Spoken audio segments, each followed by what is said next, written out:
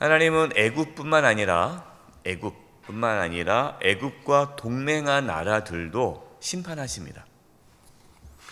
3절입니다. 그날이 가깝도다. 여호와의 날이 가깝도다. 여러분, 여호와의 날이라는 것은 심판의 날입니다. 여러분 성경에 보면 여호와의 날 그러면은 대부분 이제 심판의 날 그 의미하는 거예요. 구름의 날일 것이요 여러 나라들의 때이로다. 그러니까 여러 나라들이 하나님의 심판을 받는 날인데, 그 여러 나라가 어떤 나라냐? 4절과 5절입니다.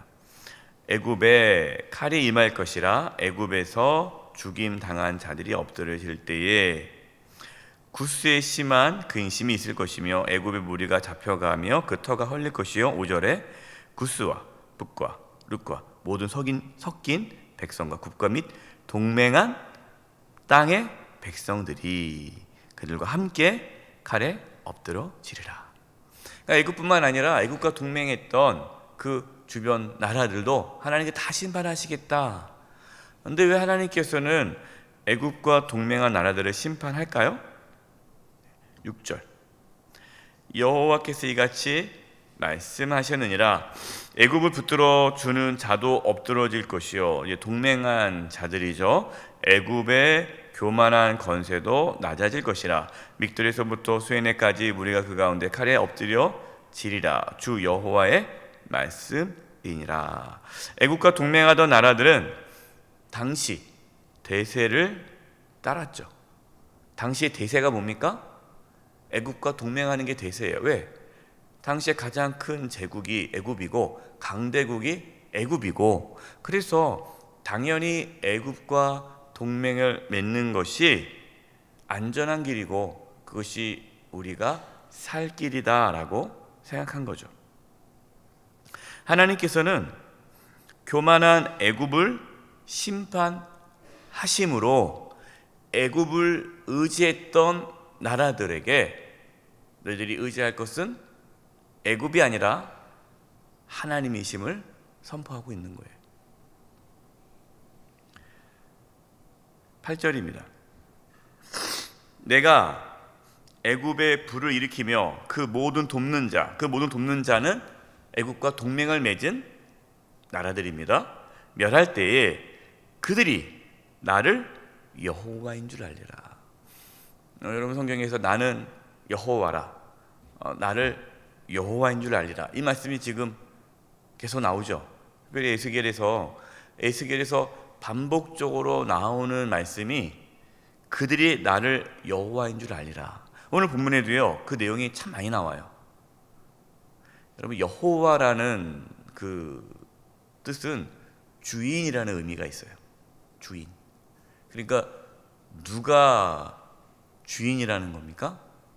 하나님만이 주인이라는 거고, 힘있고 능력있고 권세가 있는 그 어떠한 나라가 그 시대의 주인이 아니라 하나님이 주인임을 너희가 알게 될 것이다.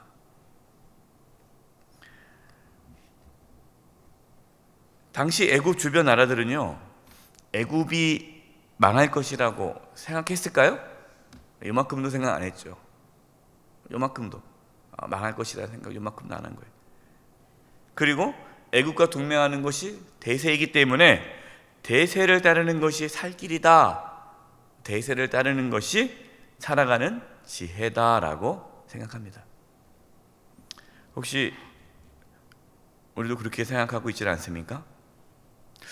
대세를 따라야지, 대세. 여러분 혹시 대세를 따르고 있습니까? 대세를 따르려는 그 욕망에서 벗어날 수 있기를 바랍니다.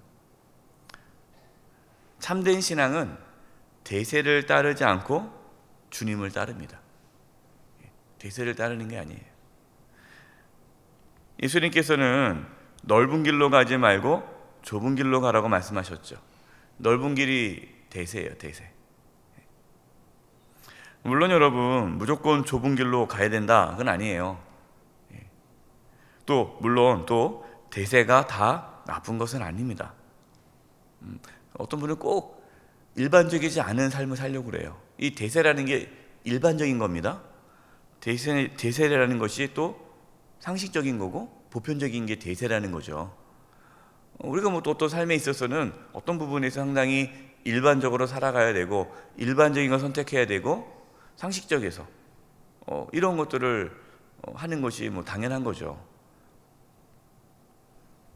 나는 뭐 대세를 따르지 않을 거야 하면서 항상 독특하게 살아가는 것이 그것이 뭐 하나님의 뜻은 아닙니다. 그러나 분명한 것은 우리는 대세를 따르는 것이 아니라 하나님의 뜻을 따라가는 자들이에요. 때로 대세를 거스리면서 살아가는 것이 믿음의 삶입니다. 그래서 세상 사람들처럼 대세를 따르지 마시고 말씀을 따라 사는 저와 여러분 되기를 바랍니다. 13절부터는 이제 애굽에 있던 유명한 도시들을 언급하면서 이제 그 도시들이 멸망당하는 것을 말씀하고 계세요. 13절입니다. 주 여호와께서 이같이 말씀하셨느니라 내가 그 우상들을 없애며 신상들을 높 가운데서 부수며 애굽 땅에서 왕이 다시 나지 못하게 하고 그 땅에 두려움이 있게 하리라. 하나님께서 이제 13절 이후에 나오는 그 성읍들을 하나하나 언급하시는데 그 성읍들은요 애굽의 주요한 성읍입니다. 애굽의 주요한 성읍, 그리고 애굽의 주요한 성읍에는 다 신을 모시고 있어요. 신전이 있고 신을 모시고 있어요.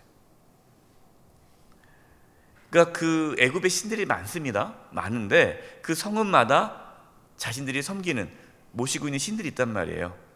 근데 하나님께서 그 신을 모시고 있는 성읍들을 하나하나 무너뜨리십니다.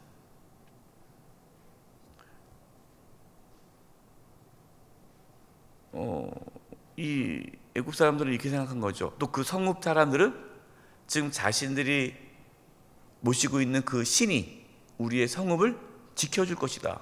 지금 그렇게까지 살아왔어요. 근데 이제 그것이 그 성읍이 무너질 거라 생각은 안 했죠.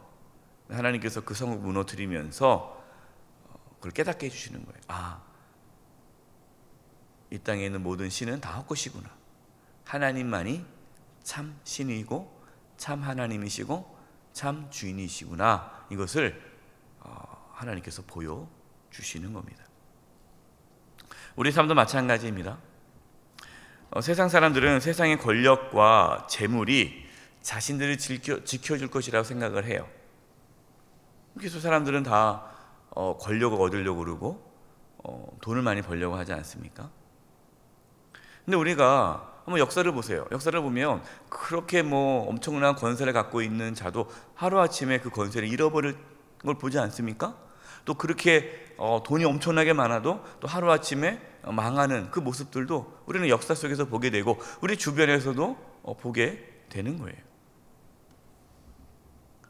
우리는 이러한 일들을 보면서 깨달아야 됩니다. 그 세상의 권력이, 재물이 우리를 지켜주는 게 아니구나. 여러분 기억하세요. 저와 여러분을 지켜주는 분은 하나님 한 분밖에 없습니다. 내가 어떠한 힘 있고 능력 있는 그 사람이 나를 지켜주지 않아요. 그래서 우리는 늘 물론 그 사람이 소중하고 또 재물도 소중하고 우리 갖고 있는 모든 게 다 소중하지만 그것을 우리는 의지해서는 안 된다는 것이죠. 19절 이같이 내가 애굽을 심판하리니 내가 여호와인 줄을 그들이 알리라 하셨다 하라. 계속해서 말씀하시는 거죠. 하나님의 관심은 심판입니까? 구원입니까? 구원이에요. 하나님께서는 구원하기 위해서 그들을 심판하시는 거예요.